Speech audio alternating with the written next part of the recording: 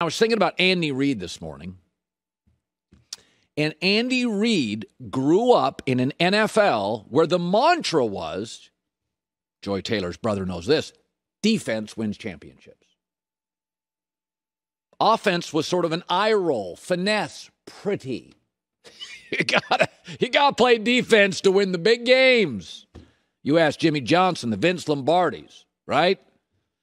Steel curtain is what we grew up with. Nasty Raiders, what we grew up with. The Ravens and Ray Lewis. Andy Reid, the rules never benefited him. And during that time, Bill Belichick, a defensive genius, rose to prominence. Tom Brady certainly helped. But then about 5 years ago, the NFL pivoted.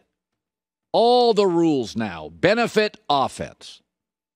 And in the last 3 years, Andy Reid is 38-11, 6-1 in the playoffs, 2 Super Bowls, and favored to be in a third.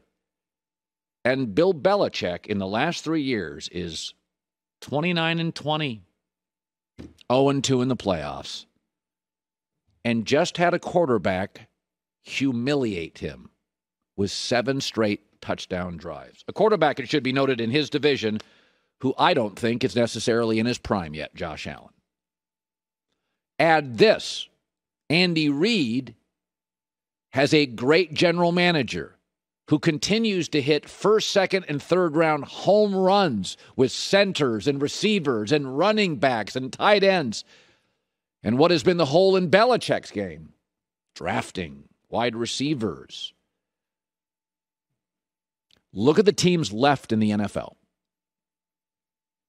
Look at the wide receiver tight end talent for Cincinnati, the Rams, Tampa, Green Bay, San Francisco, Kansas City, Buffalo.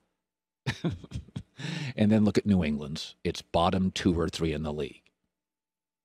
The Nordstrom family in Seattle didn't get dumb. The world changed, and it benefits those in tech. In fact, Jeff Bezos from Seattle, for all I know, worked at Nordstrom's as a kid and built a retailer that helped put them mostly on the back burner, Amazon. I'm not saying in any way Belichick will get dumber, but the world has changed. The best quarterback won every division. Every single NFC playoff team was an offensive coach. Overwhelmingly, who is favored this weekend? All but one offensive coach. If Andy Reid at 63 coaches to 69 like Belichick, because the last 3 years he is separated from Bill, will history be very kind like it has been to all those Seattle kids who embrace tech? Gates and Paul Allen and Jeff Bezos. And by the way, all you brilliant young tech stars in your 20s, 30s, and 40s now. The great retailers didn't get dumb. The other business people that owned waste management companies and retail companies and food companies and giants in other industries, they didn't get dumb. The world changed. And you can make $1 billion now in an afternoon in Silicon Valley. That's just one company. That's just one human. I look at Andy Reid and I think to myself, New England's hole is the ability to draft offensive talent. Mac Jones, low ceiling. Josh Allen in division. And Andy Reid, good God, did you see their draft last year? Center, they drafted, best center in football. Guard, receivers, backs, tight ends. Don't be surprised if Andy stays till 69. You look at his last 10 years, and you look at Belichick's, and there aren't arguments to be made who we're calling the greatest coach of all time. It's not because Belichick got dumb. The world changes. The Nordstroms never got dumb. Still smart today. The world changes.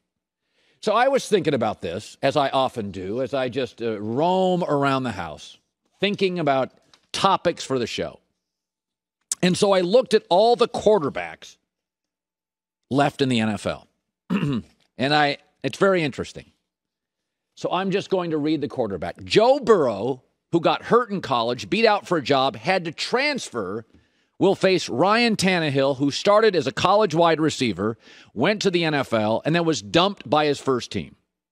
He'll face Jimmy Garoppolo, who's never really been embraced, whose heir apparent was drafted, was a second-round pick, hurt a lot, will face Aaron Rodgers, who had to go to a junior college and is still fuming because he dropped in the first round. He'll face Matt Stafford, who was just a great high school and college quarterback and then spent the next 13 years in the losing tunnel called the Lions. And he'll take on Tom Brady, who dropped to the 6th round and again still has a chip on his shoulder.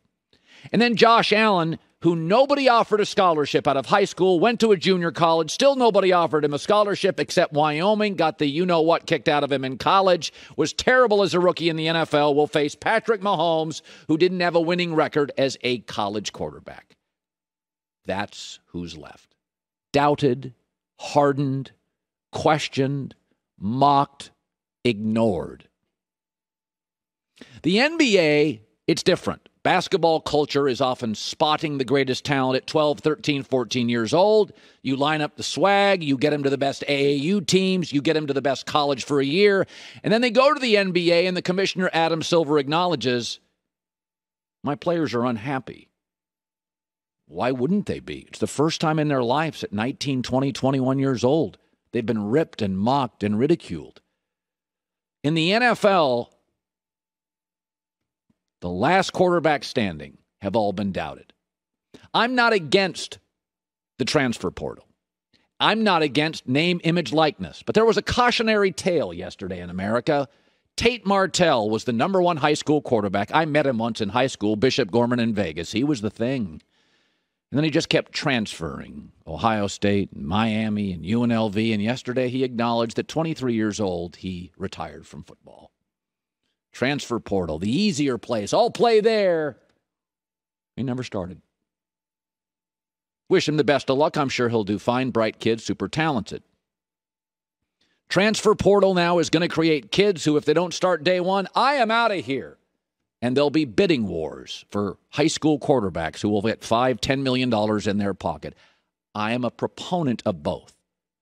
But I hope their dads realize, look who's left this weekend. Big Ben ignored by Ohio State. He was eliminated. Are we entering a time where quarterbacks, and this is what's happened over the last 7, 8 years, the great high school quarterbacks, like the great basketball players, are spotted at 13, 14. They are then moved into the best high school with the best teammates. They do it in Southern California. Then they go to Bama, Ohio State, Clemson, best teammates. Trevor Lawrence, Justin Fields. Are you ready for a 4-year tunnel of crap? Because if you can come through it, you'll end up playing on this weekend. I am for the transfer portal. I am for name, image, likeness. I want my kids to have an easier life than I did. But I used to always joke, granite countertops and crown molding are the death of drive and determination. I don't want my NFL quarterbacks to become 15-year-old NBA stars who, for the first time when they get heat, are miserable. It's the journey and the misery that makes Joe Burrow. It's the journey and the misery that makes Brady. Matt Stafford, 13 years of losing and getting crushed with no run game and always falling behind and having the pressure and having to win shootouts is precisely why he's here this weekend. Can't wait for the games. And I think it's why I've always liked football more than basketball, and I love both. I like the journey of it. I like the hardened, toughened, criticized, eye-rolled, ignored way of life for star quarterbacks, and that's who's left. Not the biggest, not the strongest, not the oldest, not the most talented, not the greatest runners, all of them at some point ignored along their journey. I think it's what makes them. Not just a part of them. Hi, everybody. Thanks for watching. Subscribe here to get the latest from the show. Also, be sure to check out more of the best clips from The Herd or go watch a few segments from other shows on FS1.